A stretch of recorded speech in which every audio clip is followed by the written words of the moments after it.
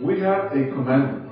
The commandment is found right there on verse 16, and it is, walk in the Spirit. The verse reads like this, it says, I say then, walk in the Spirit, and you shall not fulfill the lust of the flesh.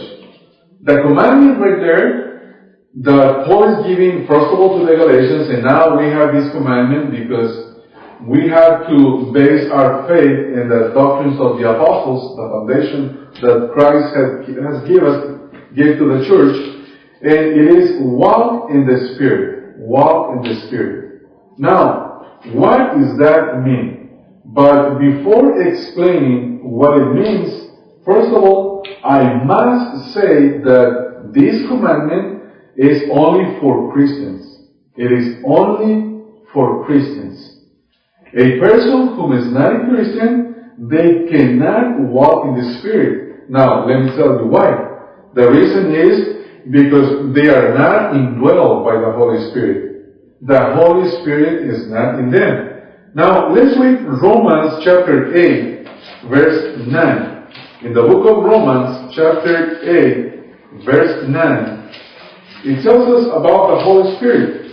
The Holy Spirit indwelling our lives. So let's read Romans chapter 8. Romans chapter 8, verse 9. But you are not in the flesh, but in the Spirit, if indeed the Spirit of God dwells in you. Now, if anyone does not have the Spirit of Christ, he is not of his.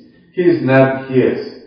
So, what can we learn from this Bible verse? First of all, it tells us that we are not in the flesh, but in the Spirit. Now, and then it says, well, you are in the Spirit if there is a condition. And that condition is if the Holy Spirit dwells in us. If we have been indwelled by the Holy Spirit.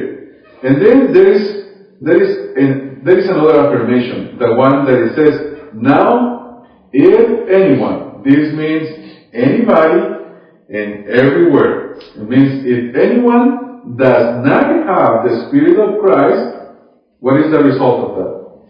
He is not his. That means that in order for us to know that if we are Christians, we must have what? The Holy Spirit. No, not faith. We must have the Holy Spirit.